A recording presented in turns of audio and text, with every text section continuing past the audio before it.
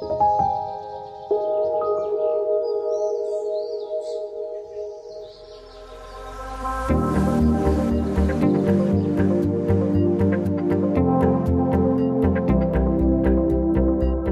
forêts de bord de rivière, que l'on appelle ripisylves, occupent une position stratégique entre les écosystèmes aquatiques et terrestres.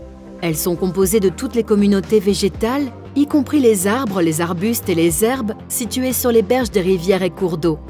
Ces écotones présentent une complexité structurelle et une hétérogénéité floristique extraordinaire, ce qui permet d'offrir un large éventail d'habitats à de nombreuses espèces.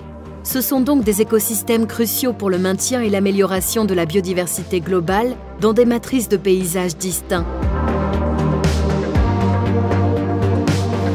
As galerias ribeirinhas são ecossistemas que correspondem a focos muito grandes de biodiversidade numa paisagem deste tipo, que é uma paisagem agrícola e com uma simplificação de ecossistemas muito grandes, e por outro lado prestam serviços à própria matriz agrícola, fornecendo animais que controlam, que podem controlar e influenciam o controle de pragas, colaborando na retenção de nutrientes e de poluentes originados pelas culturas ou regulando do ponto de vista de caudais e de umidade o écosystème que bordejam.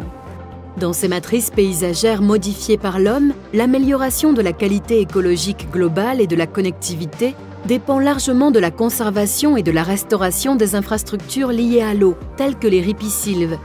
L'infrastructure rivulaire, celle qui se rapporte à la végétation des cours d'eau, fonctionne comme des corridors de migration, créant des ponts de connexion avec les autres éléments verts du paysage, reliant ainsi l'ensemble du réseau écologique terrestre.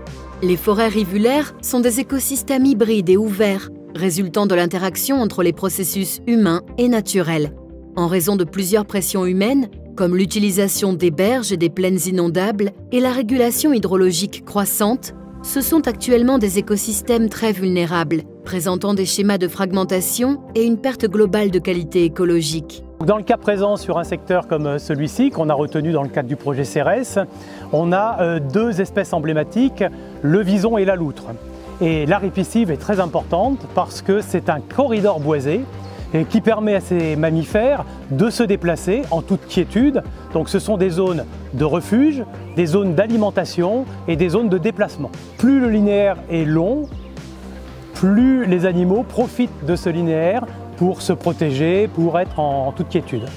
As zonas ripárias são muito heterogéneas e altamente dinâmicas, quer no tempo, quer no espaço. Portanto, os métodos que selecionamos para as estudar têm que capturar toda esta variabilidade, mas com suficiente detalhe. Portanto, neste projeto e com o objetivo de caracterizar a qualidade ecológica das zonas ripárias e de estudar o grau de conectividade entre essas zonas, entre diferentes paisagens mediterrânicas, nós selecionámos uma metodologia que combinou dados de detecção remota com dados de campo, utilizando imagens de elevada resolução espacial. Portanto, os dados de campo permitiram em simultâneo obter indicadores de biodiversidade e de serviços de ecossistema, enquanto que os dados de detecção remota permitiram cartografar a rede de infraestruturas écologiques dentro de toda a área de estudo.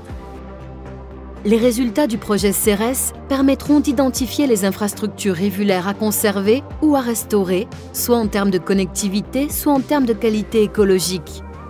Notre ambition est d'améliorer la biodiversité globale et la fourniture de biens et services à la société, notamment aux acteurs et gestionnaires de ces systèmes de production, et de contribuer à la définition de politiques de gestion et de protection des zones rivulaires.